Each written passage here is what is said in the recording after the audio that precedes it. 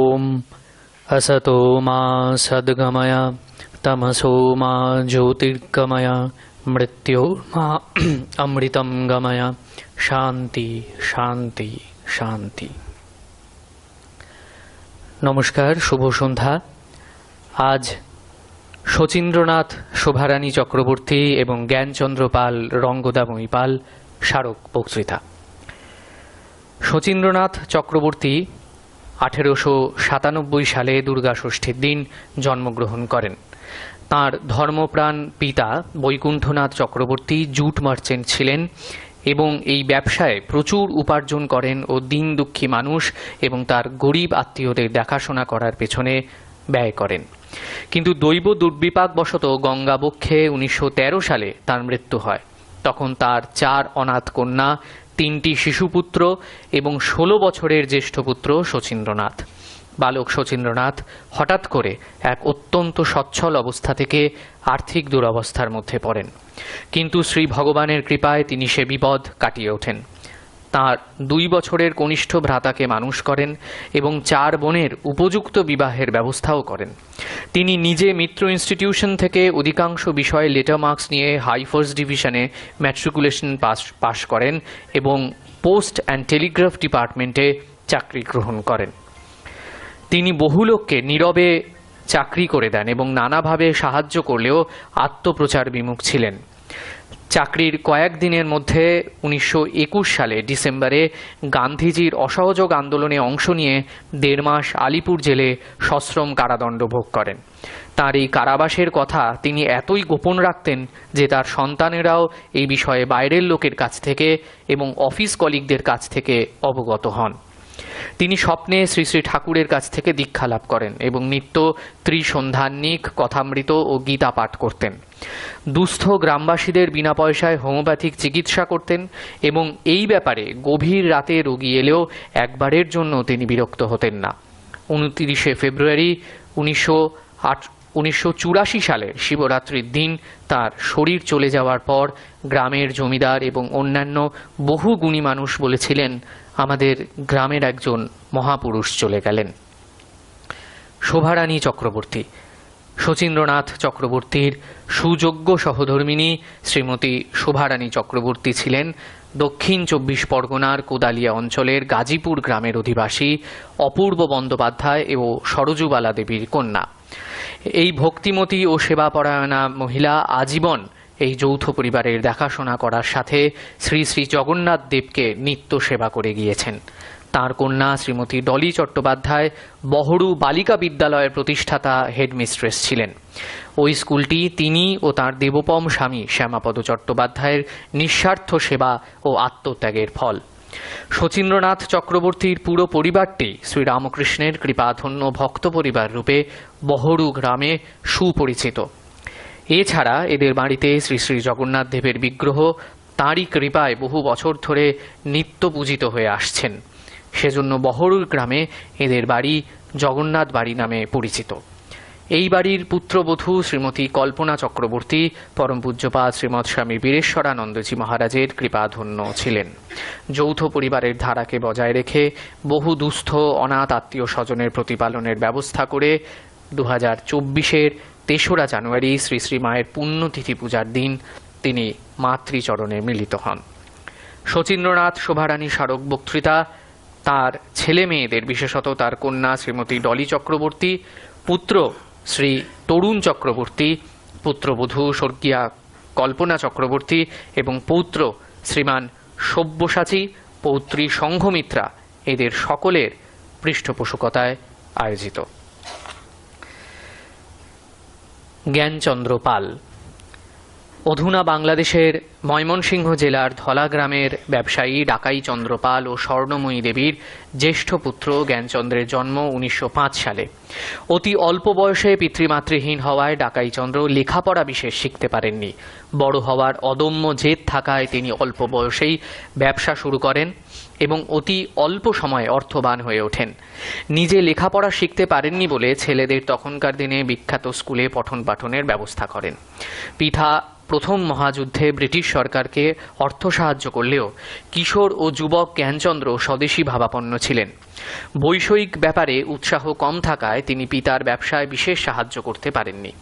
তদুপরি ভাই বোনদের মধ্যে বড় হওয়ায় 8 ভাই ও 2 বোনের ভার নিতে হয়েছিল বলে নিজে উচ্চশিক্ষায় বিশেষ এগোতে পারেননি। জ্ঞানচন্দ্রের ভাই পাল মহাশয়ের উৎসাহ ও কর্তব্য স্থির থাকায় ভাইয়েরা সকলেই সমাজে লব্ধ প্রতিষ্ঠিত উকিল, নবাবের ব্যক্তিগত হোমিওপ্যাথিক ডাক্তার, বিশ্ববিদ্যালয়ের শিক্ষক হন। সবচেয়ে ছোট ভাই রামকৃষ্ণ মিশনের সাধু স্বামী ভূদেবানন্দজি মহারাজ। দেশভাগের পর সহায় সম্বলহীন মাস্টারমশাই জ্ঞানচন্দ্র যাদবপুর উদ্বাস্তু এলাকায় অন্যদের সঙ্গে একটি প্রাথমিক বিদ্যালয় স্থাপন করেন এবং সেখানে প্রধান শিক্ষক হিসেবে কর্ম পরিচালনা করেন। তিনি সীমিত আর্থিক ক্ষমতার মধ্যে তার ছেলেমেয়েদের উচ্চশিক্ষা প্রদান করেছেন। তারা সকলেই জীবনে সুপ্রতিষ্ঠিত। এখানেই তিনি থেমে থাকেননি। সন্তান প্রতিম ছাত্রদের জন্য যথেষ্ট ত্যাগ স্বীকার করেছেন। বিনা বেতনে পড়িয়েছেন। গরিব মেধাবী ছাত্রছাত্রীদের উচ্চ বিদ্যালয়ে বিনা বেতনে পড়াবার ব্যবস্থা করা, এলাকার একাকী চাকুরিরত মহিলাদের থাকার ব্যবস্থা করা এবং তাদের পরবর্তী সময়ে বিয়ের জন্য নানাভাবে সাহায্য করেছেন। এসব কাজ তিনি করেছেন নিজেদের ছেলে মেয়েদের অজান্তে। বড় হয়ে তার ছেলেমেয়েরা অপরিচিত জনের কাছে শুনেছেন, তুমি মাস্টারমশাইয়ের মেয়ে না? তোমার বাবার কাছে আমি নানাভাবে উপকৃত। তিনি উৎসাহ দিয়েছেন সামাজিক দায়িত্ব নিতে। তিনি বলতেন, যাই উপার্জন করো না কেন তার 1 বা 2% অন্যের জন্য ব্যয় করো। রঙ্গদাময়ী পাল ময়মনসিংহ জেলার ধলা গ্রামেরই উকিল দ্বারিকানাথ পাল ও সৌদামিনী পালের দ্বিতীয়া কন্যা তিনি। তাঁর জন্ম 1919 সালে। দ্বারিকানাথ ওকালতির সঙ্গে সঙ্গে সমাজসেবাও করতেন। বাড়িতে প্রতিষ্ঠিত বিদ্যালয়ে পড়বার পরে 13 বছর বয়সে জ্ঞানচন্দ্রের সঙ্গে তার বিবাহ হয়। বাপের বাড়ি ও শ্বশুর বাড়ি উভয় জায়গাতেই তিনি আদরণীয়া ছিলেন, নম্র স্বভাব, কর্মনিপুণা ও সহিষ্ণুতার জন্য। ভাবতে অবাক লাগে, পছন্দ ও মানসিকতায় সবসময় মিল না হলেও রঙ্গদাময়ী শরণার্থী হয়ে এদেশে এসে স্বামীর কাজে সহায়তা করেছেন, ছেলে মেয়েদের মানুষ করেছেন, কিন্তু কখনো কোনো রকম উষ্মা প্রকাশ করেননি। জ্ঞানচন্দ্র যে প্রাথমিক বিদ্যালয় স্থাপন করেছিলেন সেই বিদ্যালয়ে সেলাই শিক্ষিকা হিসেবে তিনি কাজ করেছেন। ছাত্রছাত্রী ও বাড়ির যারা কাজ করতেন তাদের প্রতিও তাঁর ছিল ব্যবহার স্নেহ মমতায় পরিপূর্ণ। এই স্মারক বক্তৃতাটি তাঁরই সন্তান শ্রীমতী প্রতিম পাল, শুভেন্দু পাল এবং সুখেন্দু পালের পৃষ্ঠপোষকতায় আয়োজিত। আমরা আজকের এই যে 2টি এন্ডাওমেন্ট তাদের সকল পরিবারবর্গকে ইনস্টিটিউটের তরফে সাদর সম্ভাষণ এবং অভ্যর্থনা জানাই। আজ বাংলায় শচীন্দ্রনাথ, শোভারানী চক্রবর্তী, জ্ঞানচন্দ্র পাল, রঙ্গদাময়ী পাল স্মারক বক্তৃতা প্রদান করবেন আমাদের এই ইনস্টিটিউটের সম্পাদক স্বামী তত্ত্বসারানন্দজি মহারাজ। পূজনীয় মহারাজজির আলোচনার বিষয় রবীন্দ্রনাথের পূজা পর্যায়ের গান। প্রসঙ্গত জানাই, মহারাজের আলোচনার পরে রবীন্দ্রনাথের গান পূজা পর্যায়ের যে গানগুলি রয়েছে, মহারাজ যে গানগুলি নিয়ে আলোচনা করবেন তারই মধ্যে কয়েকটি সুনির্বাচিত গান আমাদের পরিবেশন করে শোনাবে শ্রী দীপাঞ্জন পাল এবং শ্রী সায়ন মিত্র। আমি মহারাজজিকে অনুরোধ করি তিনি তার ভাষণ শুরু করুন। ধন্যবাদ, নমস্কার। সঙ্গীত পরিবেশন করবেন শ্রী দীপাঞ্জন পাল এবং সায়ন মিত্র। আমরা ইনস্টিটিউটের পক্ষ থেকে তাদের উভয়কেই এত কম সময়ের মধ্যেও এই গান গাইতে রাজি হওয়ার জন্য কৃতজ্ঞতা এবং ধন্যবাদ জানাচ্ছি।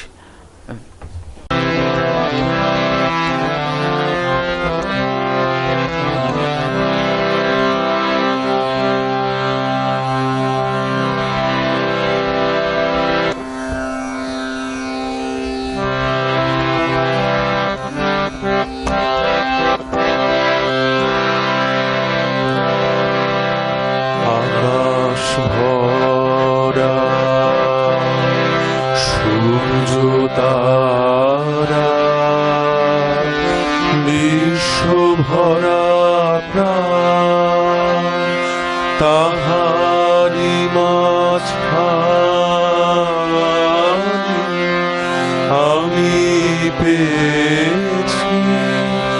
আমি পেয়েছি মোর স্থান।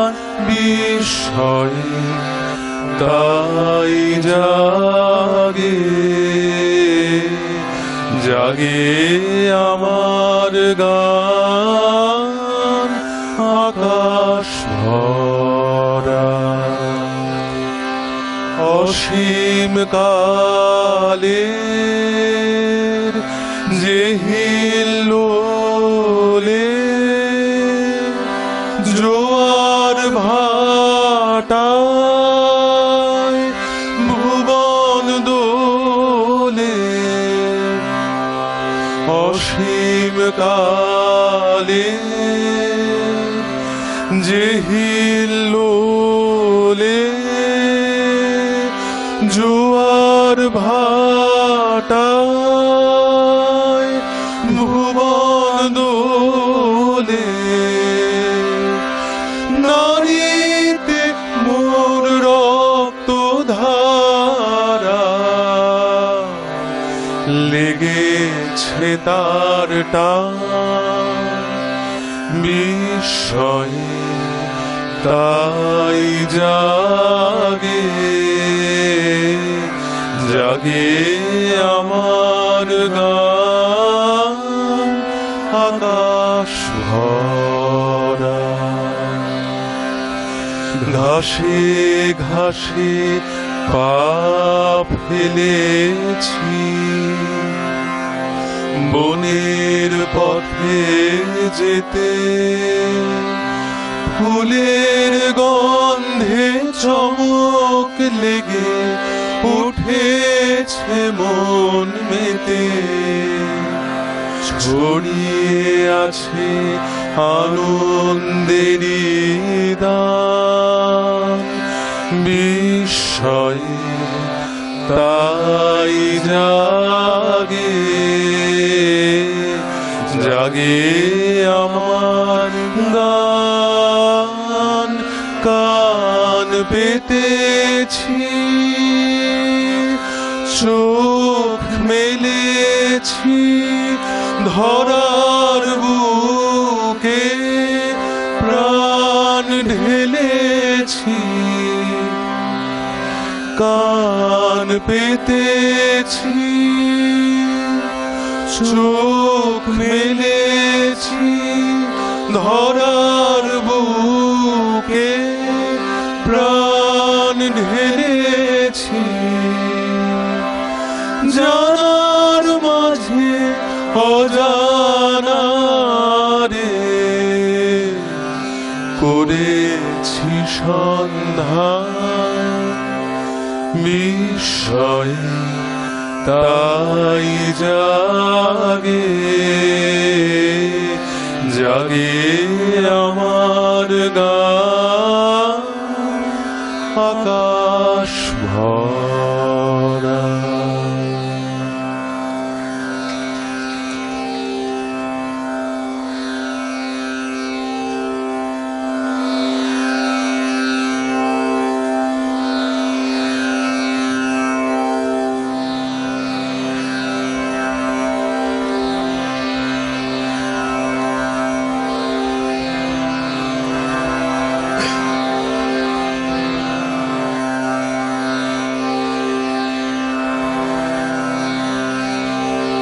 আমারে তুমি অশেষ করেছ এমনি লীলা তব। ফুরায়ে ফেলে আবার ভরেছ জীবন নব নব। আমারে তুমি অশেষ করেছ এমনি লীলা তব। ফুরায়ে ফেলে আবার ভরেছ জীবন নব নব। আমারে তুমি অশেষ করেছ এমনি লীলা তব। কত যে গিরি কত যে নদী তীরে বেড়ালে বহি ছোট এ বাঁশিটিরে কত যে গিরি কত যে নদী তীরে বেড়ালে বহি ছোট এ বাঁশিটিরে কত যে তান বাজালে ফিরে ফিরে কাহারে তাহা কব আমারে তুমি অশেষ করেছ এমনি লীলা তব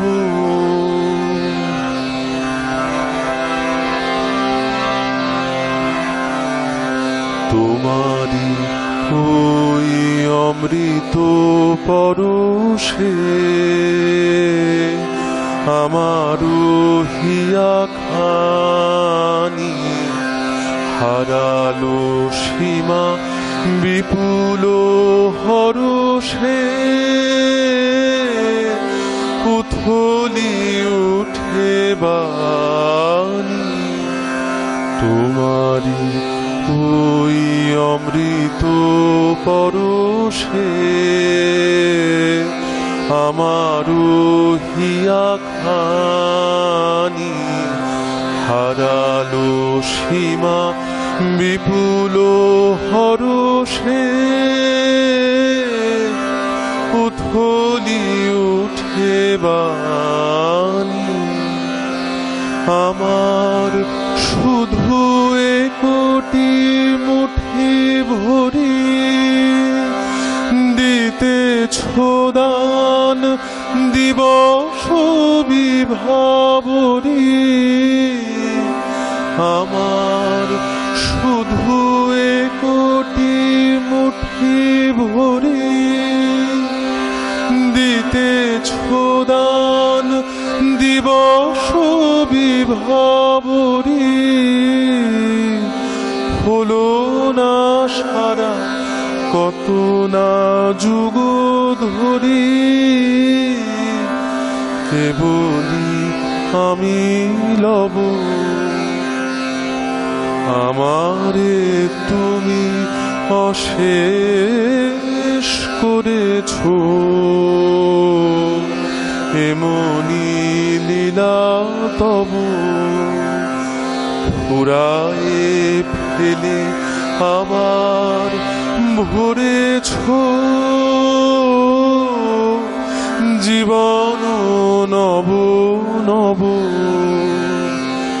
আমারে তুমি অশেষ করেছ এমনি লীলা তব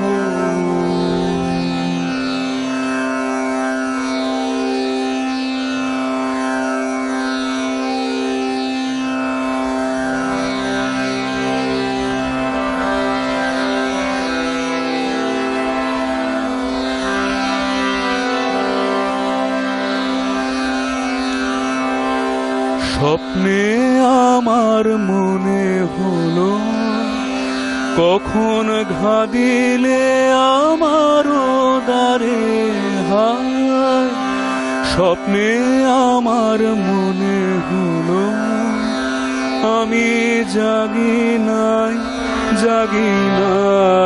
গো তুমি মিলালে অন্ধকারে হায় স্বপ্নে আমার মনে হলো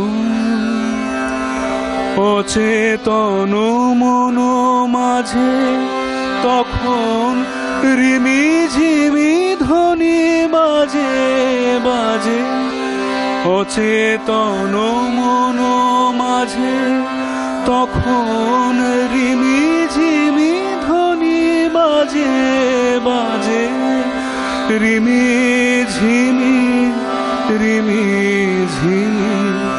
কাঁপিল বনের ছায়া ঝিল্লি ঝংকারে আমি জাগি নাই গো নদী বহিল বনের পারে স্বপ্নে আমার মনে হলো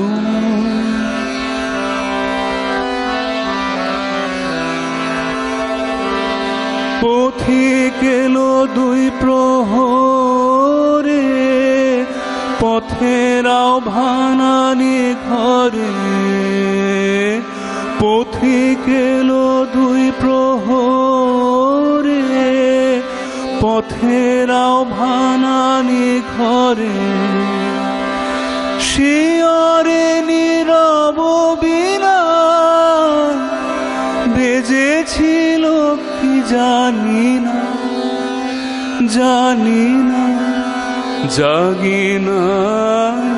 জাগি নাই গো ফিরেছিল বনগন্ধ ঘুমের চারি ধারে স্বপ্নে আমার মনে হলো কখন ঘা দিলে আমার দারে হায় স্বপ্নে আমার মনে হলো আমি জাগি নাই গো তুমি মিলালে অন্ধকারে হায় স্বপ্নে আমার মনে হলো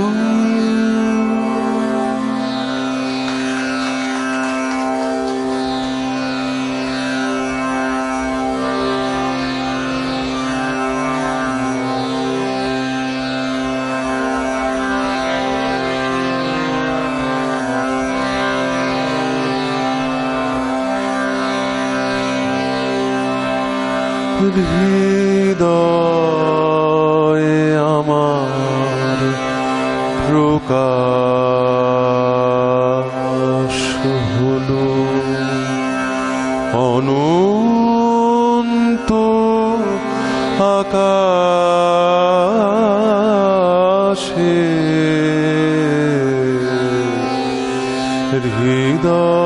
হৃদয়ে আমার প্রকাশ হলো বেদনবাসী উঠল বেজে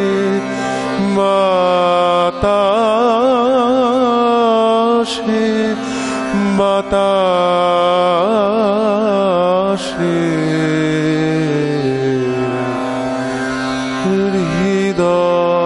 হৃদয়ে আমার প্রকাশ হলো এই যে আলোর আকুলতা এ তো জানি আমার কথা ফিরে এসে আমার প্রাণে আমার উদাসে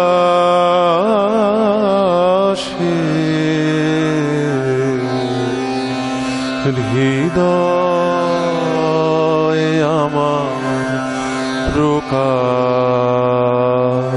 হলো অনন্ত আকাশে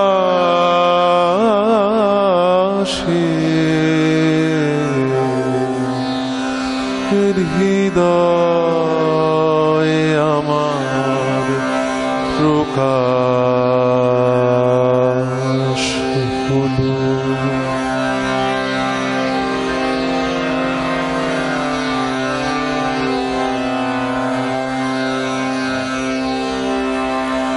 বাইরে তুমি নানা বেশে ফেরো নানা ছলে জানি নে তো আমার মালা দিয়েছি কার গলে। বাইরে তুমি নানা বেশে ফেরো নানা ছলে জানি নে তো আমার মালা দিয়েছি কার গলে। আজকে দেখি পরাণ মাঝে তোমার গলায় সব মালা যে সব নিয়ে শেষ ধরা দিলে গভীর সর্বনাশে।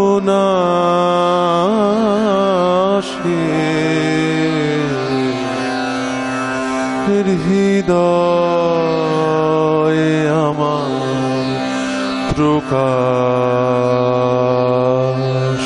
হলো অনন্ত আকাশে।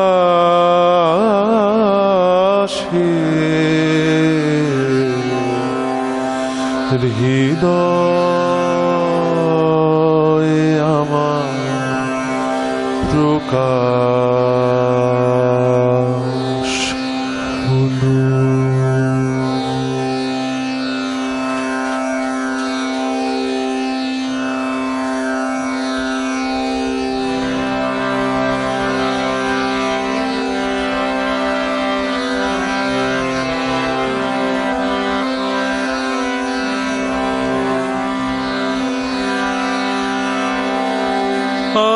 আজ জ্যোৎস্না রাতে সবাই গেছে বনে।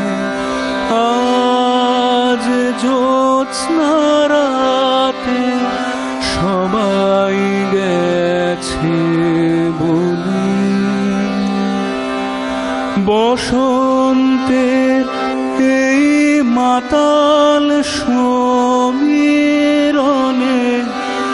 আজ জ্যোৎস্না রাতে সবাই গেছে বনে।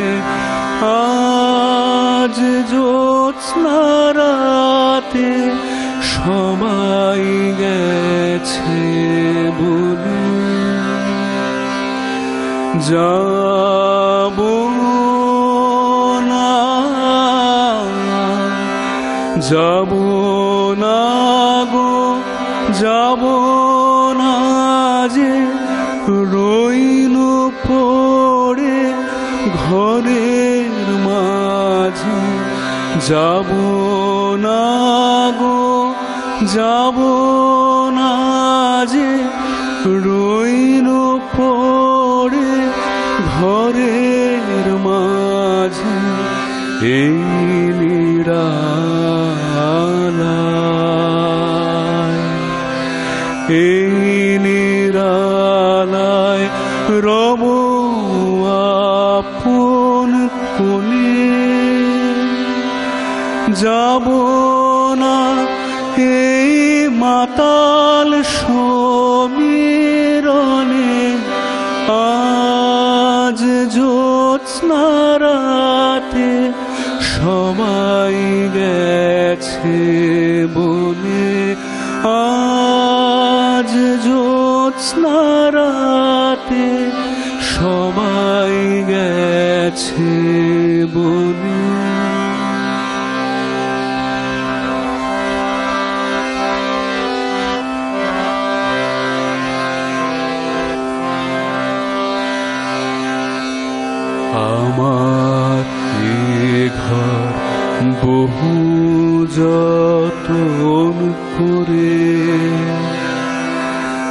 ধুতে হবে মুছতে হবে মুরে আমার এ ঘর বহু যতন করে ধুতে হবে মুছতে হবে মুরে আমারে যে জাগতে হবে কি জানি সে আসবে কবে আমারে যে জাগতে হবে কি জানি সে আসবে কবে যদি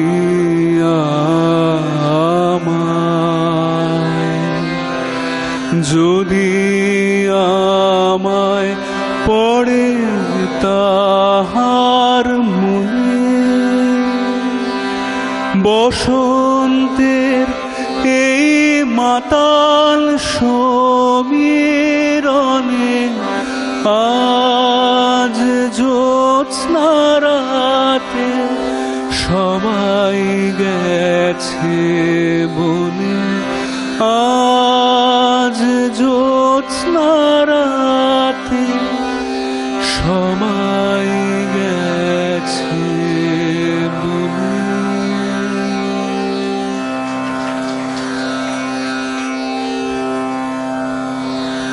আমাদের শেষ পরিবেশনা একটি দ্বৈত কণ্ঠের গান দিয়ে আমরা আজকে আমাদের নিবেদন শেষ করব।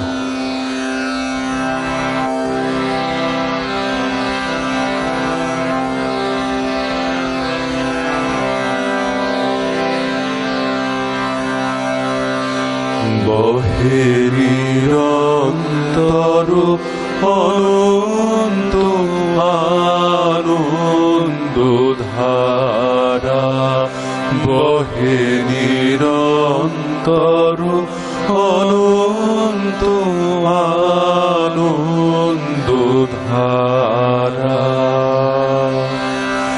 বাজে অসীম নভ মাঝে অনাদিরব বাজে অসীম নভ মাঝে অনাদিরব জাগে অগণ্য রবি চন্দ্র তারা বহে নিরন্তর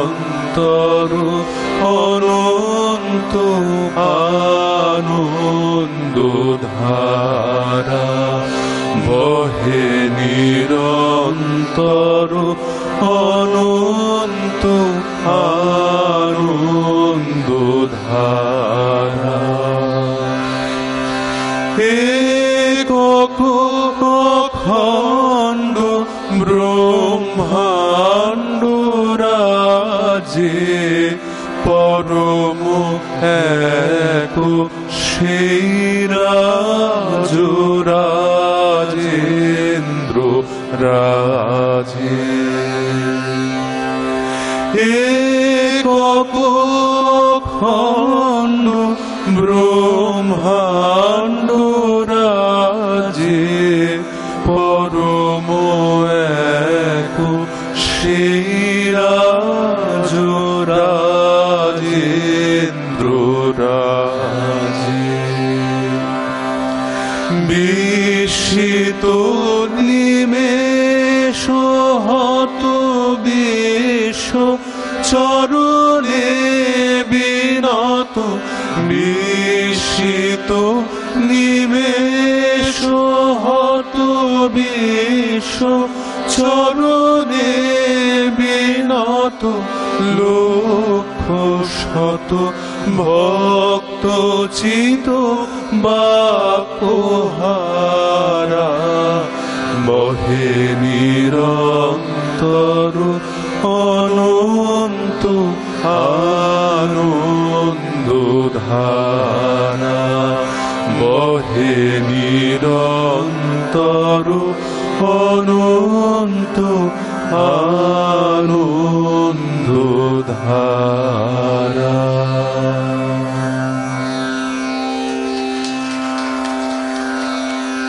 বিষয়টাকে আমি দুভাবে বিশ্লেষণ করবার চেষ্টা করব।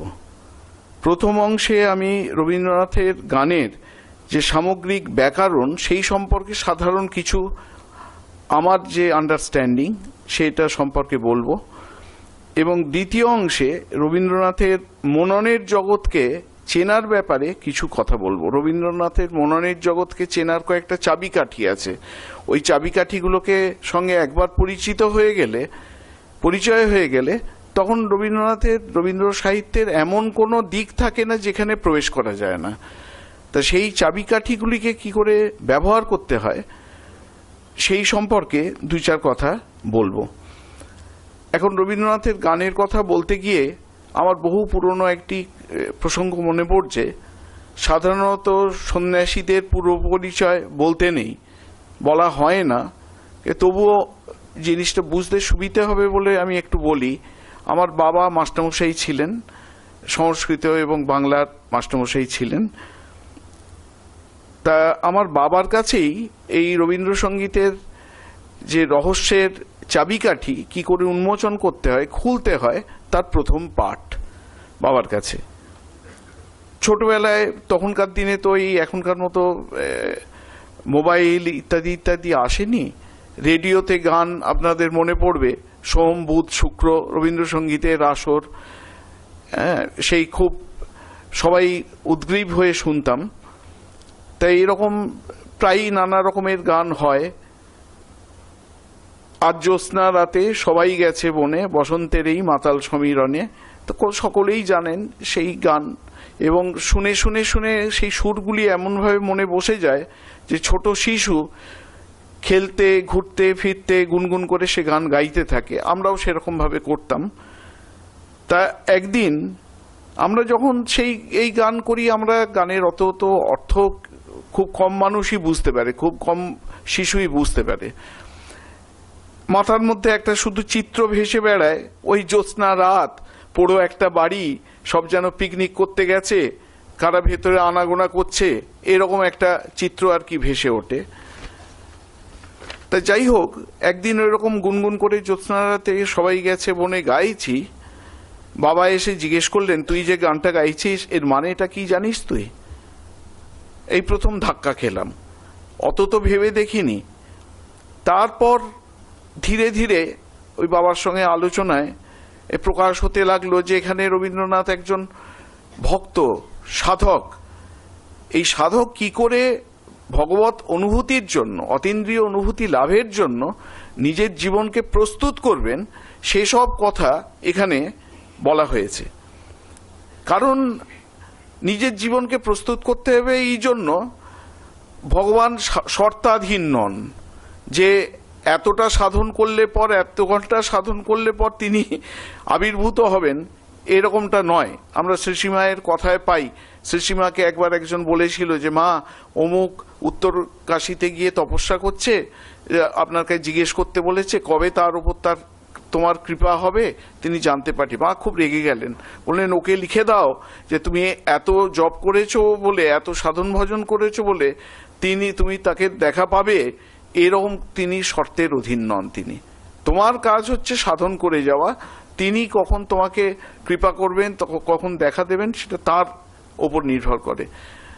তা এখানেও সেরকম যে নিজের জীবনকে প্রস্তুত করা, নিজের জীবনকে প্রস্তুত করতে করতে তার কখন সাড়া মিলবে, তার আহ্বান কখন আসবে, সেক্ষণ কিন্তু আগে থেকে বলে কয়ে অ্যাপয়েন্টমেন্ট করে সেক্ষণ কিন্তু আসবে না। তিনি কখন কৃপা করবেন, সেই জন্য 24 ঘন্টাই আমাকে প্রস্তুত রাখতে হবে। আমার যাব না যে রইব পড়ে ঘরের মাঝে এই নিরালায়, যদি আমায় পড়ে তাহার মনে। তারপর আমার এ ঘট বহু যতন করে ধুতে হবে মুছতে হবে মোরে, আমারে যে জাগতে হবে কি জানি সে আসবে কবে, যদি আমায় পড়ে তাহার মনে। এই হচ্ছে ঠিক ঠিক সাধকের ভাব। আমরা সাধক, একজন সাধক হচ্ছেন খানদানি চাষার মতো, সে সাধন করে যাবে, কবে তার কৃপা হবে সেটি হচ্ছে তার ব্যাপার। আমার যেটুকু সামর্থ্য, আমার কাজ সেটি হচ্ছে সাধন করে যাওয়া, এটি হচ্ছে কথা। তারপর আবার অনেক সময় হয় ভগবানের কৃপা এলো কিন্তু আমি প্রস্তুত নেই। সেই লক্ষ্মী যখন আসবে, কোথায় তারে দিবিরে ঠাঁই, দেখলে যে নয়ন মেলে, পদ্মটি নাই, পদ্মটি নাই। কৃপা হয়তো এলো, কিন্তু আমি তো আমার শরীরকে, আমার মনকে, আমার বুদ্ধিকে প্রস্তুত করিনি, পবিত্র করিনি, তার বসার আসন পাতার ব্যবস্থা করে রাখিনি। সুতরাং সেই কৃপা যদি আসেও বা, সে কৃপা আবার ফিরে চলে যাবে। স্বপ্নে আমার মনে হলো, কখন ঘা দিলে আমারও দ্বারে হায়, আমি জাগি নাই, জাগি নাই গো। তারপরে বলছেন যে পথিক এলো 2 প্রহরে, পথের আহ্বান আনি ঘরে, শিয়রে নীরব বিনা, বেজেছিল কি জানি না, জানি নাই গো। উঠেছিল বনগন্ধ, ঘুমেরও চারিধারে। কি মানে ধরিয়ে দিচ্ছেন যে আমাদের এই স্বপ্নে মেতে রয়েছি মানে ইন্দ্রিয়ভোগ্য বিষয় মেতে রয়েছি। বনের গন্ধ মানে জাগতিক বিষয়, সেটা তিনি কড়া নেড়েছেন, কিন্তু আমার ঘুম ভাঙেনি। আমি আমার সেই জাগতিক আনন্দ নিয়ে মেতে রয়েছি। অতীন্দ্রিয় আহ্বানে সাড়া দেওয়ার ফুরসত আমার মেলেনি। তাই এর মানেটাই হচ্ছে রবীন্দ্রনাথের বহু গান রয়েছে, সে পূজা পর্যায়ের গানই বলুন, প্রেম পর্যায়ের গানই বলুন। আমরা দেখব যে রবীন্দ্রনাথের গানে পূজা প্রেম একটা সময় মিলেমিশে একাকার হয়ে গেছে। সেই প্রত্যেকটি গানে আমরা দেখি এই নিজেকে প্রস্তুত করার কথা বলা হয়েছে, বারবার করে বলা হয়েছে। এবার রবীন্দ্র মননের এই চাবিকাঠির কথা আমরা বলছিলাম, সেই প্রসঙ্গে বলি যে রবীন্দ্রনাথ নিজেই বলেছেন যে আমার সৃষ্টির আর কিছু টিকে থাকুক আর না থাকুক, অন্তত গানগুলি টিকে থাকবে। আমরা দেখতে পাই যে একবার নবীনচন্দ্র সেনের সঙ্গে সাক্ষাৎকার নেওয়ার জন্য কবি নবীনচন্দ্র সেন আর্যাবর্ত পত্রিকার তরফে গিরিজা মুখোপাধ্যায় তার নবীনচন্দ্র সেনের সাক্ষাৎকার নিতে গিয়েছিলেন। এটা কত সাল হবে, এই 1318 বঙ্গাব্দ, মানে 1911 এরকম হবে। তখন রবীন্দ্রনাথের অনেক গান লেখা হয়ে গেছে, গাওয়াও হচ্ছে রবিবাবুর গান বলে। সেই রবীন্দ্রনাথের সাহিত্য নিয়ে সামগ্রিকভাবে প্রশ্ন করা হয়েছিল নবীনচন্দ্র সেনকে। নবীনচন্দ্র সেন তাই উত্তর দিচ্ছেন, দেখুন রবির কবিতা আমার ভালো লাগে না, কিন্তু তাহার গানগুলি বড়ই মধুর। বাংলা সাহিত্যে কবির আর কিছু স্থায়ী হোক বা না হোক, তার গানগুলি সারভাইভ করিবে। নবীনচন্দ্র সেন বলছেন, মানে রবীন্দ্রনাথ নিজে যে কথা বলেছেন যে আমার আর কিছু থাকুক না থাকুক, অন্তত গানগুলো টিকবে, নবীনচন্দ্র সেনও কিন্তু সেই একই কথা বললেন। তার সমকালীন, তার মানে একজন সাহিত্যিক রবীন্দ্রনাথের বলা কথাগুলো এন্ডর্স করলেন। এবার রবীন্দ্রনাথের গান কেন টিকবে, রবীন্দ্রনাথ কেন এত নিঃসন্দিগ্ধ যে আমার আর কিছু থাকুক আর না থাকুক, টিকুক আর না টিকুক, গানগুলো টিকবে, সেইটা আমরা একটুখানি দেখবার চেষ্টা করব। এই প্রসঙ্গে আমরা রবীন্দ্রনাথের গানের সম্পর্কে একটু বলি যে ছোটবেলাতেই রবীন্দ্রনাথ হিন্দুস্থানি সঙ্গীতের তালিম পেয়েছেন যদু ভট্ট, বিষ্ণুরাম চক্রবর্তী এদের কাছে। তারপর 17 বছর বয়সে বিলেতে গেলেন, যখন ইংরেজি গানের সঙ্গে পরিচয় হলো। সেই সময়ে রবীন্দ্রনাথের গানের যে ভুবন গড়ে উঠছে, তার মোটামুটি 2টো বৈশিষ্ট্য। প্রথম বৈশিষ্ট্য সেটি হচ্ছে রবীন্দ্রনাথের বেশিরভাগ গানই হচ্ছে হিন্দুস্তানি সঙ্গীতের দ্বারা প্রভাবিত। এর যে ব্যাকরণ, স্থায়ী, অন্তরা, সঞ্চারী, খুব সুস্পষ্টভাবে রবীন্দ্রনাথ সেগুলিকে আত্মস্থ করেছেন এবং নিজের গানের মধ্যে তার একটা কাঠামোগত রূপ দেবার চেষ্টা করেছেন। হিন্দুস্তানি সঙ্গীতে চট করে পরস্পর বিরোধী দুটি জাতির রাগিনীকে মেলানোর কথা ভাবা হয় না, কারণ তাকে বলা হয় যে এতে বর্ণসংকর হয়, বর্ণসংকর হয়ে গেলে গানের স্পিরিটটাই নষ্ট হয়ে যায়, এরকম রয়েছে। তাই ছন্দপতন হয়, গানের শুদ্ধতা নষ্ট হয়, এসব কথা বলে। কিন্তু রবীন্দ্রনাথ পরীক্ষা নিরীক্ষা করছেন, পরস্পর বিজাতীয় দুটি রাগিণীকে 101টি গানের মধ্যে প্রয়োগ করে যেন বাঘে গরুকে এক ঘাটে জল খাওয়ানোর ব্যবস্থা তিনি করছেন রবীন্দ্রনাথ। এরকম একটা গানের কথা আমরা বলতে পারি, আছে দুঃখ আছে মৃত্যু, বিরহ দহন ইত্যাদি ইত্যাদি যে গান, ওখানে ভৈরবী এবং বিভাস এই দুটি রাগিণীকে রবীন্দ্রনাথ মেলানোর চেষ্টা করছেন। ওই মেলানোর প্রয়াস সম্পর্কে ইন্দিরা দেবী চৌধুরানী বলছেন, এখানে ভৈরবী ও বিভাসকে মিশিয়ে বাঘে গরুকে এক ঘাটে জল খাইয়েছেন এবং চূড়ান্ত বর্ণ সংকরের চেষ্টা করেছেন। এই হচ্ছে একটা বৈশিষ্ট্য রবীন্দ্রনাথের গানের, যে প্রথম বৈশিষ্ট্য হিন্দুস্তানি প্রভাব এবং হিন্দুস্তানি ক্লাসিক্যাল মিউজিকের যে নিয়ম কানুন, সেই নিয়ম কানুনকে ভেঙে পরীক্ষা নিরীক্ষা করা এবং তাকে সফলভাবে উত্তীর্ণ হওয়া, এটি একটি বৈশিষ্ট্য। দ্বিতীয় বৈশিষ্ট্য হচ্ছে তখনকার দিনে হিন্দুস্তানি সঙ্গীতে তান, তান বিস্তার, তান কর্তব্যের খুব প্রভাব দেখতে পাওয়া যেত। রবীন্দ্রনাথের গানে কিন্তু এই তান খুব কম, নেই তা নয়, তান আছে। যদি আমরা গানগুলো শুনি তখন আমরা বুঝতে পারবো। যেমন মনে করুন, প্রকৃতি আর পূজা পর্যায়ের একটা একটা করে গানের উল্লেখ করব। প্রকৃতি পূজা পর্যায়ের একটা গান হচ্ছে বাদলও মেঘে মাদলও বাজে। এখন গুনগুন করে যদি গানটা গাওয়া হয় দেখা যাবে কিন্তু তান চলছে, শুধু বাদলও মেঘে মাদলও বাজে বলে কেটে যাচ্ছে না, তারপরেও তান কিন্তু চলছে।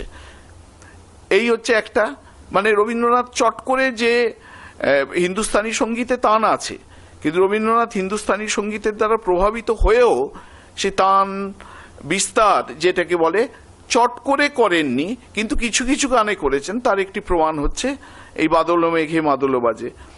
আমরা যদি নিজেরা গুনগুন করে গাইতে থাকি এই গানটি, দেখব তান কিন্তু চলছে, প্রত্যেকটি বাক্য শেষ হয়ে গেছে, বাক্য শেষের পরেও কিন্তু তান চলছে। আর একই সুন্দর শোভা, এটিতেও তান কিন্তু চলেইছে, বাক্য শেষ হয়ে যাচ্ছে কিন্তু তারপরেও তান কিন্তু চলেছে। তা সেই এই তানের প্রসঙ্গে রবীন্দ্রনাথ একবার তার যে গানের সুরের ভান্ডারী দিনু ঠাকুর তাকে খুব মজা করে বলেছিলেন, আমি যে গানই তৈরি করি তুই বলিস তার তান কাশ্মীরি খেমটা। এটা মজা করে বলছেন বলে ধরতে হবে। তারপর রবীন্দ্রনাথ নতুন নতুন তালের সৃষ্টি করেছেন, এগুলো যারা গান সম্পর্কে বোদ্ধা তারা সকলে জানেন। যেমন নবতাল, নিবিড় ঘন আধারে জ্বলিছে ধ্রুব তারা, তারপর একাদশী, দুয়ারে মোড়ে দাও রাখিয়া, ইত্যাদি ইত্যাদি। তারপরে ঝম্পক তাল রবীন্দ্রনাথের সৃষ্টি বলে আমরা বলতে পারি। রবীন্দ্রনাথের গানের ব্যাকরণ সম্পর্কে যে কথাটি দিয়ে আমি এই প্রসঙ্গটা শেষ করব, সেটা হচ্ছে যে হিন্দুস্তানি গান হচ্ছে প্রধানত রাগরাগিনী প্রধান, সুর প্রধান, ভাষা সেখানে গৌণ। হয়তো এক লাইনের একটা গান, কিন্তু এক লাইনের গানই গাওয়া হবে 1 ঘন্টা 1.5 ঘন্টা ধরে গাওয়া হবে, কারণ কেউ সেখানে হিন্দুস্তানি গান ক্লাসিক্যাল মিউজিক যখন হয় কেউ সেখানে গানের ভাষা শোনবার জন্য আসেন না, তারা সেখানে ওই সুরের লয়কারী ইত্যাদি শোনবার জন্যই আসেন। সুতরাং এই গান হচ্ছে রাগরাগিনী প্রধান হিন্দুস্তানি গান।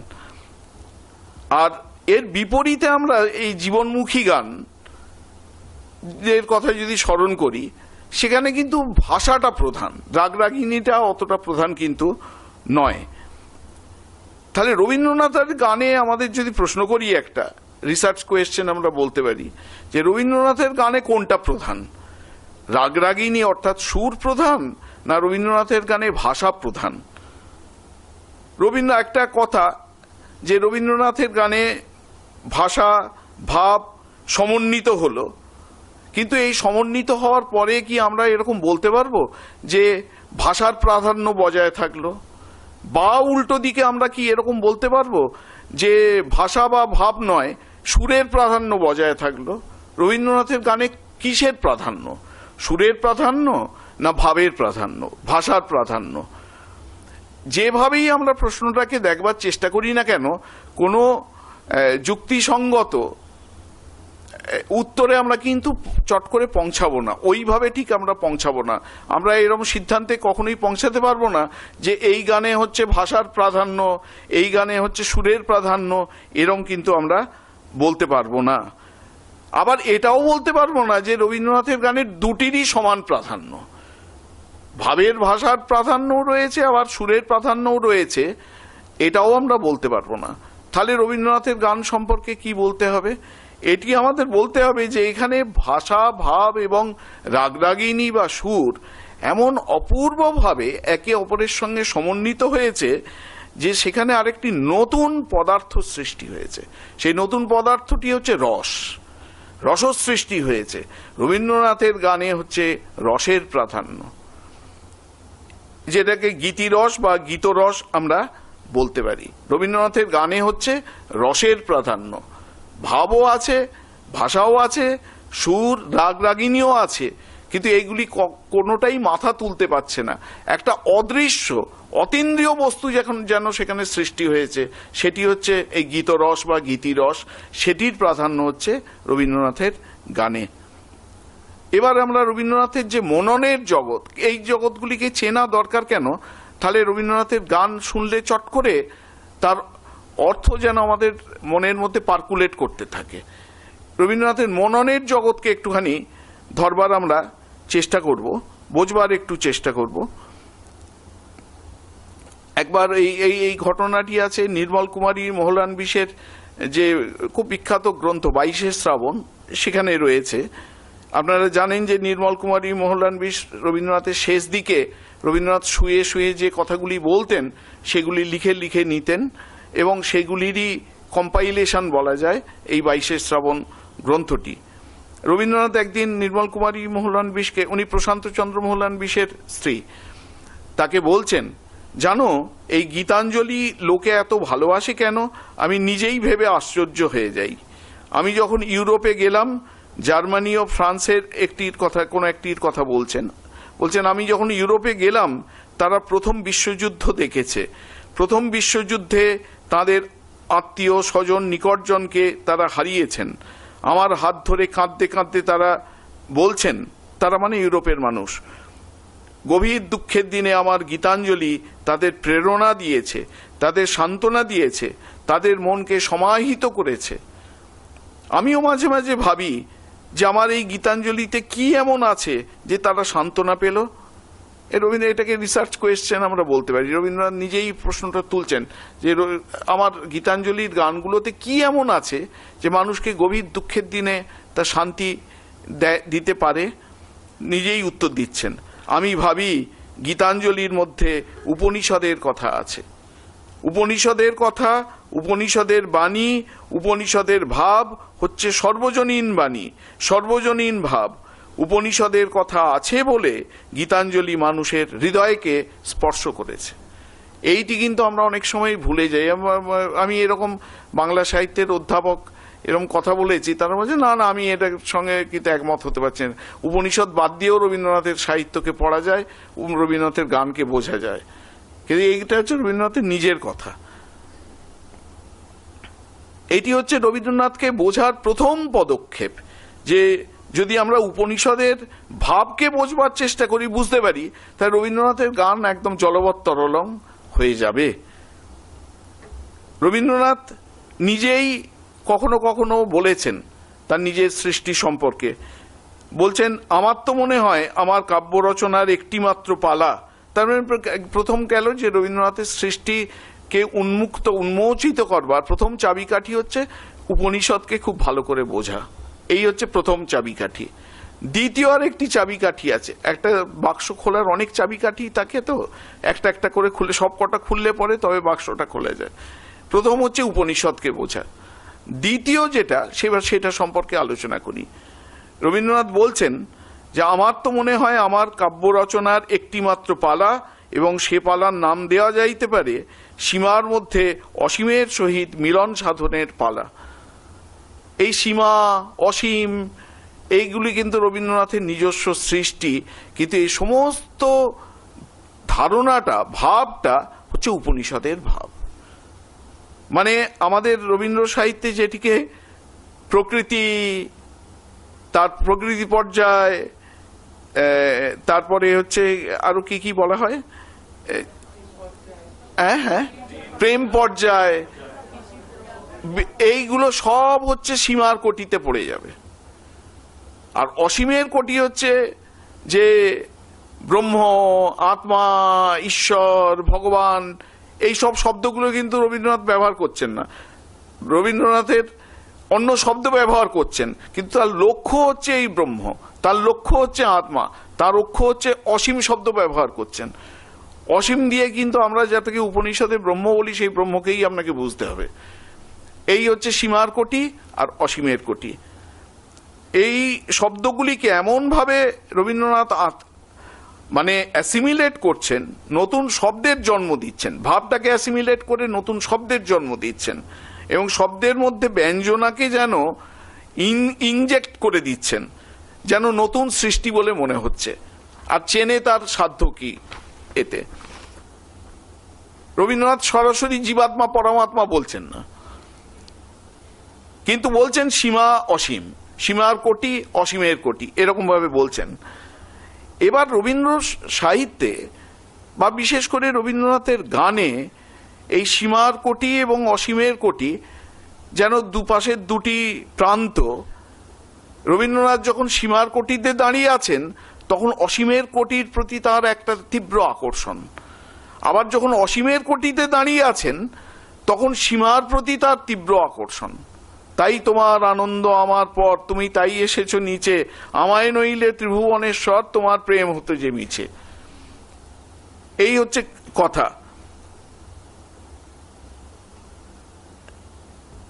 অসীমের আমরা আগেই উল্লেখ করেছি যে অসীমের উপাদান, অসীমের কোটির উপাদান হচ্ছে ঈশ্বর, ব্রহ্ম। নির্বিশেষ ব্রহ্ম বললে বোধহয় সেটি ঠিক হয়, নির্বিশেষ সগুণ ব্রহ্ম এরকম বললে বোধহয় ঠিক হয়।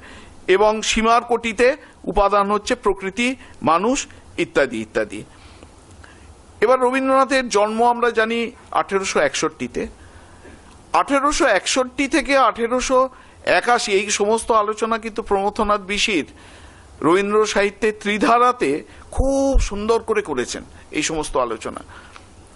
ওখানে প্রমথনাথ বিশি দেখাচ্ছেন যে 1861 থেকে 1880 রবীন্দ্রনাথের গোটা জীবনটা, 80 বছরের জীবনটাকে উনি 4টে পর্বে ভাগ করেছেন। 1861 থেকে 1881, 1881 থেকে 1901, 1901 থেকে 1921 আর 1921 থেকে 1941, এই 4টি পর্বে ভাগ করে তিনি আলোচনা করেছেন। প্রমথনাথ বিশি দেখাচ্ছেন যে উনি 1861 থেকে 1881 এই যে কালপর্ব, এই কালপর্বটা যেন আমরা বলতে পারি যে রবীন্দ্রনাথের যে বীণা, সেই প্রকৃতির বীণা, তার রবীন্দ্রনাথের সাহিত্যের বা রবীন্দ্রনাথের গানরূপ যে বীণা, তাতে তারগুলো রয়েছে। তো তা প্রকৃতি রূপ তারটা যেন তার বাঁধা হচ্ছে। কি রকম ভাবে প্রকৃতি রূপ তারটা বাঁধা হচ্ছে? যে এই পর্বে তিনি রয়েছেন ঘরের মধ্যে বন্দী। রবীন্দ্রনাথ নিজেই বলেছেন, যার জীবন স্মৃতি পড়েছেন জানেন যে ঘরের মধ্যে বন্দী, তার বাড়ির ভৃত্যেরা তাদের জীবনটা চালাতো, জানলার গড়াদের ফাঁক দিয়ে তিনি প্রকৃতিকে দেখতে পেতেন। কিন্তু প্রকৃতির প্রতি তার তীব্র আকর্ষণ। বাড়িতে খুব কড়াকড়ি, বলছেন বাড়ির বাইরে যাওয়া আমাদের বারণ ছিল, এমনকি বাড়ির ভিতরেও আমরা সর্বত্র যেমন খুশি আসা যাওয়া করিতে পারিতাম না। সেই জন্য বিশ্ব প্রকৃতিকে আড়াল আবডাল হইতে দেখিতাম। তার মানে এই পর্বে তার প্রকৃতির যে তারটা বাঁধা, সেই তার বাঁধার পর্ব শুরু হচ্ছে এখানে। যেখানে শাসনের কঠোর বন্ধন, নিষেধাজ্ঞার কঠোর বন্ধন, সেখানেই যে বিষয়ে নিষেধাজ্ঞা, সেই বিষয়ের প্রতি তার তীব্র আকর্ষণ। এখানে যেহেতু প্রকৃতির মধ্যে মিশে যাওয়ার পথে বাধা নিষেধ আছে, আড়াল আবডাল আছে, এই জন্য প্রকৃতির প্রতি এখানে তার তীব্র আকর্ষণ। আমরা দেখব যে তেতলার জানলা থেকে রবীন্দ্রনাথ পেছনের দিকে দেখছেন, নিজেই লিখেছেন, সবাই জানি আমরা, বড় পুকুর, তার পাশে একটা বট গাছ, সবাই এসে কিভাবে স্নান করছে, কেউ কানে আঙুল দিয়ে ঝুপ করে একটা ডুব দিয়ে দিল, কেউ ঝপাং করে ঝাঁপিয়ে পড়লো জলে, কেউ ধীরে ধীরে গামছা দিয়ে জল সরিয়ে আস্তে আস্তে জলটাকে পরিষ্কার করে তারপর আস্তে আস্তে সেই জলের মধ্যে নামছে, কেউ জলে গামছাটা ডুবিয়ে সেই গামছাটা মাথার উপর তুলে নিংড়ে স্নান করছে। সমস্ত অপূর্বভাবে ব্যাখ্যা করছেন রবীন্দ্রনাথ, কিন্তু এই সবের মধ্য দিয়ে প্রকৃতির সঙ্গে তার একটা নিবিড় সম্পর্ক তৈরি হচ্ছে। রবীন্দ্রনাথ লিখছেন, সে যেন গারদের ব্যবধান দিয়া নানা ইশারায় আমার সাথে খেলা করিতে চেষ্টা করিত। সে মানে হচ্ছে প্রকৃতি, সে মানে প্রকৃতি। প্রকৃতি যেন গারদের ব্যবধান দিয়া নানা ইশারায় আমার সঙ্গে খেলা করিতে চেষ্টা করিত। আবার লিখছেন, সে ছিল মুক্ত, আমি ছিলাম বদ্ধ, মিলনের উপায় ছিল না, সেই জন্য প্রণয়ের আকর্ষণ ছিল প্রবল। প্রকৃতির সম্পর্কে বলছেন। পরিণত বয়সে লিখছেন, আজ সেই খড়ির গণ্ডি মুছিয়া গেছে, কিন্তু গণ্ডি তবু ঘুচে নাই, দূর এখনো দূরে, বাহির এখনো বাহিরে। সেই ছেলেবেলাকার সেই কথা, নিশি দিশি দাঁড়িয়ে আছো, মাথায় লয়ে জট, ছোট ছেলেটিরে কি মনে পড়ে, ওহে প্রাচীন বট, ইত্যাদি ইত্যাদি রবীন্দ্রনাথ লিখেছেন।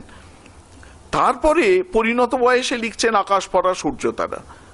আমরা জানি এই যে প্রকৃতির সঙ্গে একটা সম্পর্ক তৈরি হয়েছে, যত তার বয়স বাড়ছে তিনি এই প্রকৃতির প্রাণস্পন্দনের মধ্যে যেন একটা সেই বিশ্ব প্রাণের স্পন্দন অনুভব করছেন। অসীমকালের যে হিল্লোলে জোয়ার ভাটায় ভুবন দোলে, নারীতে মোর রক্তধারায় লেগেছে তার টান।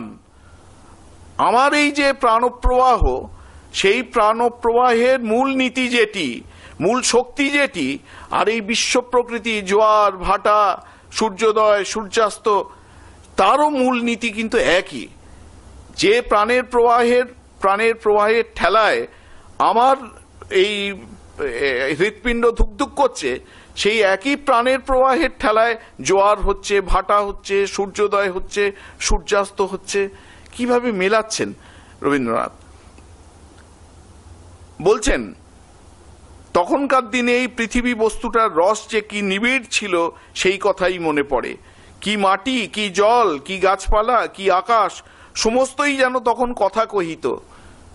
প্রকৃতির মধ্যে একটা ছোট শিশু, তো প্রকৃতির মধ্যে যেন একটা জীবন্ত সত্তা আরোপ করে।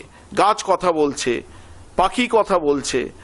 এই মনকে কখনো উদাসীন থাকিতে দেয় নাই। কে মনকে উদাসীন থাকিতে দেয় নাই? প্রকৃতি। প্রকৃতি মনকে কখন কন্টিনিউয়াসলি প্রকৃতির সঙ্গে ইন্টারাকশন চলছে। এই জন্য বলছে, মনকে কখনোই উদাসীন থাকিতে দেয় নাই। পৃথিবীর কেবলমাত্র উপরের তলাটাই দেখিতে পাইতেছি, তার ভিতরের তলাটা দেখিতে পাইতেছি না।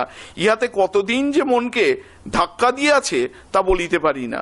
বাড়িতে মাঘোৎসবের, ব্রাহ্ম সমাজের মাঘোৎসবের উৎসব হতো, প্যান্ডেল খাটানো হতো। প্যান্ডেল খাটানোর জন্য লোক এসে যখন শাবল দিয়ে মাটি গর্ত করতো, ওখানে বাঁশগুলোকে পুঁতবে, রবীন্দ্রনাথ বলছেন যে মনে হতো যে যারা কাজ করছে ওই এরা মিস্ত্রিরা অনাবশ্যক কার্পণ্য করছেন। আর একটু খুঁড়লেই তো মাটির ভেতরের যে রহস্য, প্রাণপ্রবাহের রহস্য, সেটা দেখে ফেলতে পারতাম। কিন্তু বেশি তো ওরা খুঁড়লো না, অল্প একটুখানি খুঁড়লো। এরকম করে মন্তব্য করছেন। কি করিলে পৃথিবীর এই উপরকার এই মেটে রঙের মলাটটিকে খুলিয়া ফেলা যাইতে পারে, তার কত প্ল্যানই না ঠাওরাই গিয়াছি, রবীন্দ্রনাথ বলছেন। তা সুতরাং এটা হচ্ছে একটা উপনিষদের একটা টেকনিক, হচ্ছে বেসিক প্রিন্সিপালটাকে আবিষ্কার করা। আমরা যদি পার্টিকুলার কোনো জিনিসকে, যেমন মনে করুন এই ঘরের মধ্যে অনেক জিনিসপত্র আছে, আপনাকে যদি বলা হয় আপনি একটা লিস্ট করে ফেলুন, মাথা খারাপ হয়ে যাবে। কিন্তু যদি আমি একটা বেসিক প্রিন্সিপাল ঠিক করে নিই, কাঠের জিনিস কতগুলো আছে, লোহার জিনিস কতগুলো আছে, প্লাস্টিকের জিনিস কতগুলো আছে, কাপড়ের জিনিস কতগুলো আছে, আর অন্যান্য, খুব সহজে আমরা একটা লিস্ট করে ফেলতে পারবো। এটা হচ্ছে একটা যে বেসিক প্রিন্সিপালটা কি, মূল নীতিটি কি, সেই মূল নীতিটাকে কি করে আবিষ্কার করতে হয়, ধরতে হয়, এটি হচ্ছে উপনিষদের শিক্ষা। এবং রবীন্দ্র সাহিত্যেও ওই একই জিনিসটা আমরা ঘটতে দেখি। এবার হচ্ছে রবীন্দ্রনাথ হিমালয়ে গেলেন বাবার সঙ্গে। বাবা তাকে নিয়ে গিয়েছিলেন। এতদিন আড়াল আবডাল থেকে যে প্রকৃতিকে তিনি দেখতেন, হিমালয়ে গিয়ে সেই আড়াল আবডালটা চলে গেল। একদম প্রকৃতির মধ্যে, প্রকৃতির কোলে গিয়ে তিনি বসে আছেন। কিন্তু হিমালয়ের কোলে বসেও প্রকৃতির যে রহস্য, যে বৈচিত্র্য সম্পূর্ণভাবে উদ্ঘাটিত হবে বলে তিনি ভেবেছিলেন, সেটি হলো না। তিনি প্রকৃতিকে উপভোগ করলেন, প্রকৃতির সৌন্দর্য রস আকণ্ঠ পান করলেন, কিন্তু যে রহস্য, সেই রহস্যই থেকে গেল। প্রকৃতিকে অনুভব করলেন, কিন্তু প্রকৃতির রহস্যের চাবিকাঠি হিমালয়েতেও খুলল না। সেই এতে আছে না, আমাদের উপনিষদে আছে, নায়মাত্মা প্রবচনে ন লভ্য ন মেধয়া ন বহুনা শ্রুতেন ইয়মেবৈষ বৃণুতে তেন লভ্য তস্যৈষ আত্মা বিবৃণুতে তনুম স্বাম। যার কাছে এই ব্রহ্মবস্তু নিজেকে অপাবৃত করেন, তিনিই একমাত্র এই ব্রহ্মবস্তুকে লাভ করেন। গায়ের জোরে তো এই ব্রহ্মবস্তুকে লাভ করা যাবে না, তিনি কৃপা করলে সেটা হবে।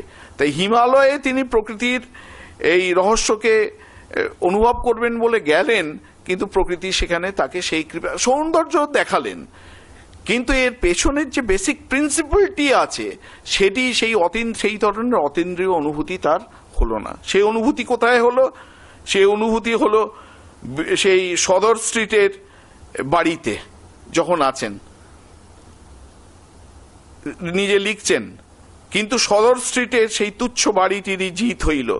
হিমালয়ের উপর চড়িয়া যখন তাকাইলাম, তখন হঠাৎ দেখি আর সে দৃষ্টি নাই। তিনি ভেবেছিলেন হিমালয়ে গেলে একটা কিছু মিরাকল ঘটে যাবে। যখনই আমরা মনে করি, বিশেষ করে অতীন্দ্রিয় অনুভূতির ক্ষেত্রে, এই আজ বোধহয় কিছু একটা হবে, আজ বোধহয় লিখে নিতে পারি আমরা, কোনো দিন সেদিন হবে না, কিচ্ছু হবে না সেদিন। বরঞ্চ যেদিন আমরা মনে করব আর ধারে কোনো আশা নেই, কোনো দিকে কোনো আশা নেই, সেদিন কিছু অতীন্দ্রিয় অনুভূতির স্বাদ মিললেও মিলতে পারে। রবীন্দ্রনাথের ক্ষেত্রেও সেই জিনিস ঘটল। আসলে আসল তত্ত্ব তো বাইরে নেই, বিশ্ব প্রকৃতিতে নেই, তত্ত্ব আছে অন্তরে। যতক্ষণ না পর্যন্ত সেই অন্তরের চক্ষুটা খুলবে, ততক্ষণ পর্যন্ত প্রকৃতি যদি চোখের সামনে দিয়ে নৃত্য করেও যায়, সে প্রকৃতির রহস্য কিন্তু অপাবৃত হবে না। তা এই সদর স্ট্রিটে এসে ওই রবীন্দ্রনাথ নিজেই বলছেন, একদিন সকালে ফ্রি স্ট্রিটের বাগানের ওই সে গাছগুলো দেখতে পাওয়া যায়। এরপর সদর স্ট্রিটের রাস্তাটা যেখানে গিয়া শেষ হইয়াছে, সেইখানে বোধ করি ফ্রি স্ট্রিটের বাগানের গাছ দেখা যায়। একদিন সকালে বারান্দায় দাঁড়াইয়া আমি সেই দিকে চাহিলাম, তখন সেই গাছগুলির পল্লবান তরাল হইতে সূর্যোদয় হইতেছিল। চাহিয়া থাকিতে থাকিতে হঠাৎ এক মুহূর্তে আমার চোখের উপর হইতে যেন একটা পর্দা সরিয়া গেল। দেখিলাম একটা অপরূপ মহিমায় বিশ্ব সংসার সমাচ্ছন্ন, আনন্দ এবং সৌন্দর্য সর্বত্রই যেন তরঙ্গায়িত। মানে কি অদ্ভুত, এটা ভাববার কথা। হিমালয়ের ওই বরফ দিয়ে ছাওয়া অত ফুল, আরেকটু নিচে নেমে এসে অত সবুজের সমারোহ, কিন্তু সেখানে যেটা ঘটলো না, সদর স্ট্রিটের একটা জরাজীর্ণ ন্যারো লেনের মধ্যে একটা বাড়িতে সেইটি খুলে গেল। লিখছেন, আমার হৃদয়ের স্তরে স্তরে যে একটা বিষাদের আচ্ছাদন ছিল, তাহা এক নিমেষেই ভেদ করিয়া আমার সমস্ত ভিতরটাকে বিশ্বের আলোকে একেবারে বিচ্ছুরিত হইয়া পড়িল।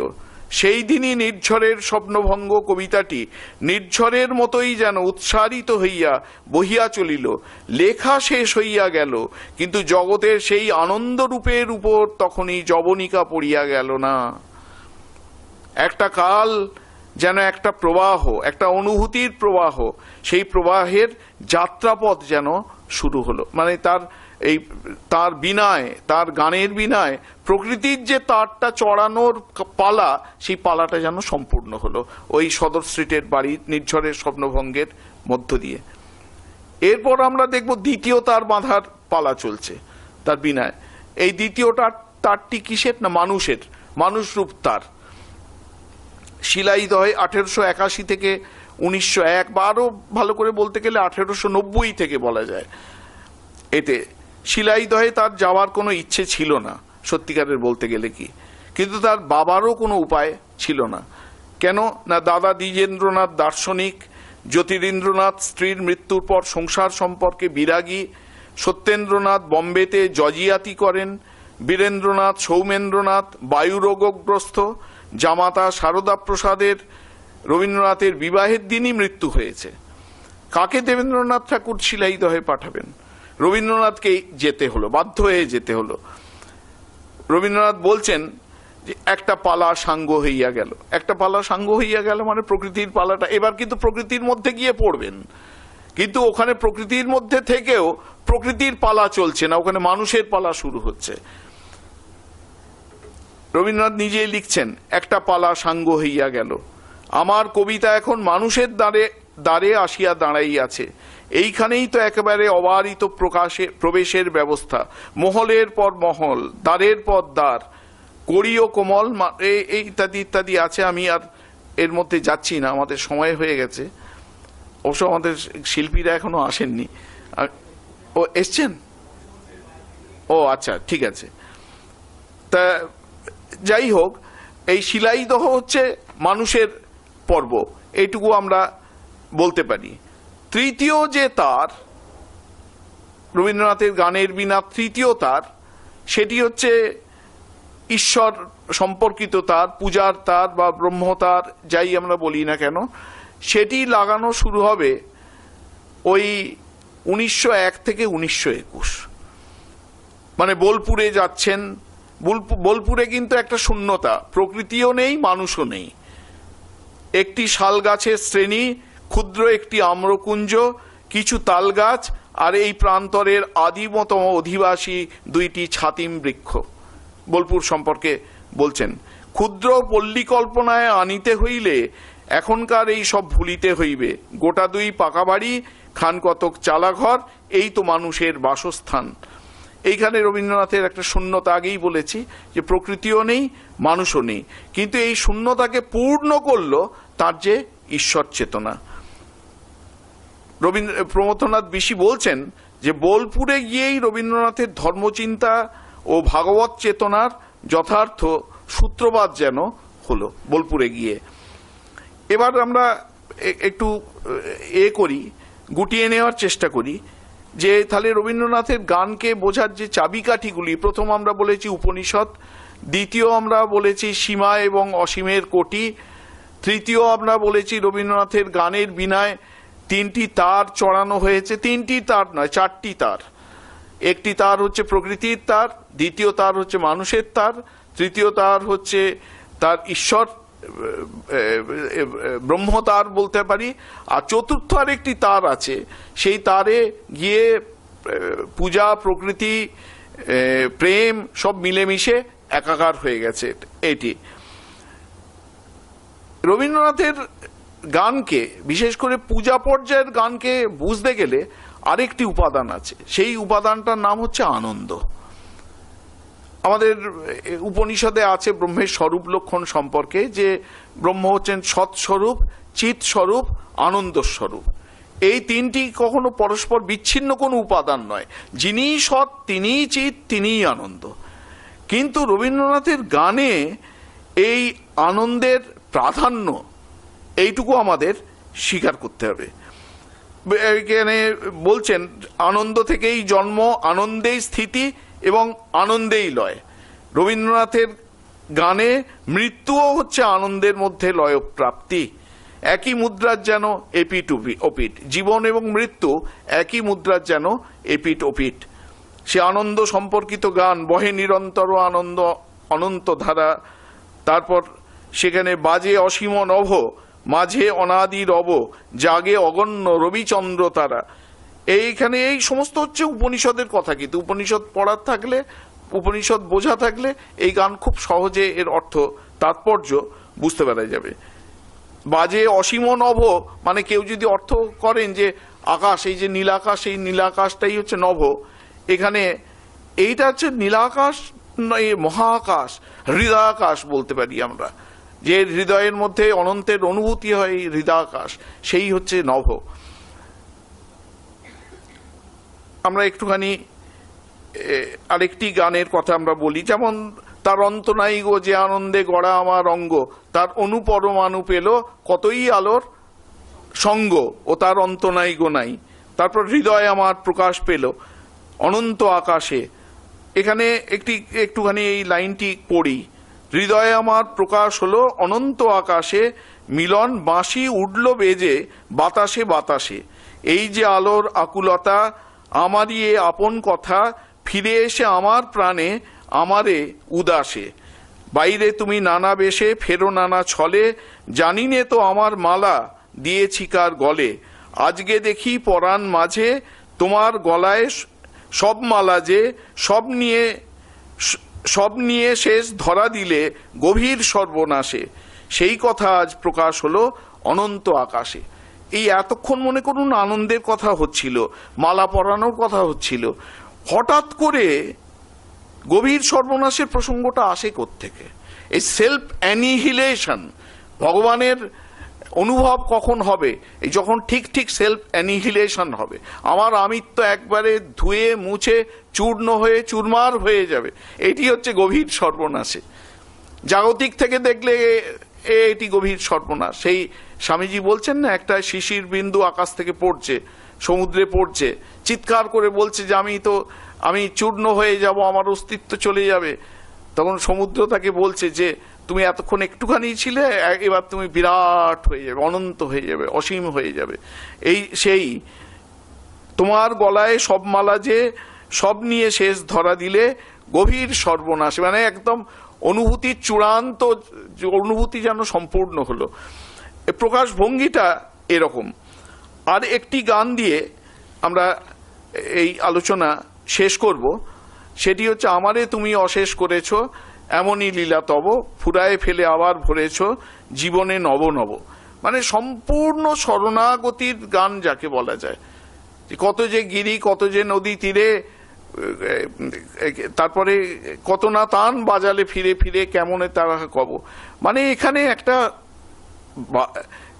বাদকের হাতের বাঁশি, সে বাঁশির তো কোনো স্বাতন্ত্র্য নেই। বাঁশি কখনো তার পছন্দ অপছন্দের কথা বলতে পারবে না, যে আমি এখন ভৈরবীর আগে বাজবো না, আমি এখন ভীমপলশ্রীর আগে বাজবো, বা আমি পাহাড়ের ওপর তুললে আমি কিন্তু বাজবো না, সমুদ্রের ধারে আমি বাজবো, বা সমুদ্রের ধারে বাজবো না, পাহাড়ের ওপর বাজবো। তাকে বাদক যেভাবে বাজাবেন, যে রাগে বাজাবেন, যেখানে খুশি বাজাবেন, সেই রাগেই সেই বাঁশিকে বাজতে হবে সম্পূর্ণ। মানে আমি তোমার হাতের বাঁশি, তোমার হাতের যন্ত্র, তুমি যন্ত্রী আমি যন্ত্র, এই যে কথা, তা এই হচ্ছে অমৃতত্বের কথা। এই হচ্ছে রবীন্দ্রনাথের পূজা পর্যায়ের গান, মানে হচ্ছে অমৃতের একটা সেতু, আনন্দের একটা সেতু, আনন্দের সঙ্গে সেতু রচনার একটা পর্ব, একটা প্রকরণ। এই খুব সংক্ষেপে এই হচ্ছে রবীন্দ্রনাথের পূজা পর্যায়ের সঙ্গীতের আধ্যাত্মিক ব্যঞ্জনা। আরো অনেক ফ্লেভারস রবীন্দ্রনাথের গানে আছে, নানা রকমের একই কথা হয়তো এক ভঙ্গিতে নয়, অন্য ভঙ্গিতে অন্য ইডিয়াম ব্যবহার করে রবীন্দ্রনাথ বলেছেন, এবং ইডিয়ামগুলো সবসময় কিন্তু এক থাকছে না, তার ফ্লেভার কিন্তু চেঞ্জ হয়ে হয়ে যাচ্ছে।